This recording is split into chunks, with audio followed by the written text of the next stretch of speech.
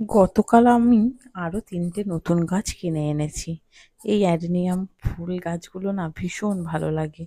আর আমি দেখলাম যে গাছগুলো মানে এত সুন্দর ফুলের কালারগুলো, ফুল ফুটেছিল।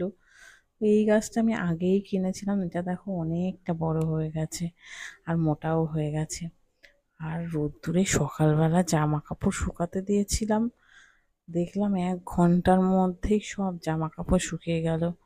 আর এখন স্নান করতে যাব, তাই ভাবলাম জামা কাপড়গুলো তুলেই রেখে দিই ঘরে, না হলে আবার স্নান করার পরে যদি রোদ্দুরে আসি আমি আবার ঘেমে যাব। তাই স্নান করার আগেই জামা কাপড়গুলো তুলে রেখে দিলাম। আজকে কিন্তু যা রোদ উঠেছে, তাতে কিন্তু সবার শরীর খারাপ হয়ে যাওয়ার কথা। তার জন্য আমি পান্তা ভাত বানিয়েছি আজকে, সেটা কিন্তু দুপুরে খাবো না, আমি করে রেখে দিলাম রাত্রিরে খাবার জন্য। যেহেতু গরম ভাত তারপরে ঠান্ডা হওয়ার পরে জল দিয়ে দিয়েছি। আর করব বড়া ভাজা, আর সাথে আলু মাখা, আর আলু ভাজা করে রাখলাম রাত্রের জন্য।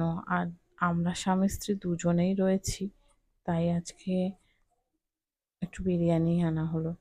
অনেকদিন ধরে এমনিতেও খাওয়া হয় না, দাদাভাই তোমাদের বেরিয়েছিল, তাই ও বললো ঠিক আছে তাহলে একটু বিরিয়ানি খাই, রাত্রে তো পান্তা ভাত খাবো জল ঢালা, এখন একটু বিরিয়ানি খাই। আর আমি ঠিক আছে চলো আজকে নিয়ে আসো, অনেকদিন তো খাওয়াও হয় না।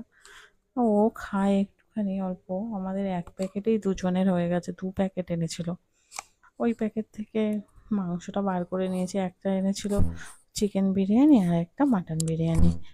দুপুরবেলার খাওয়া দাওয়াটা এই দিয়েই সারলাম।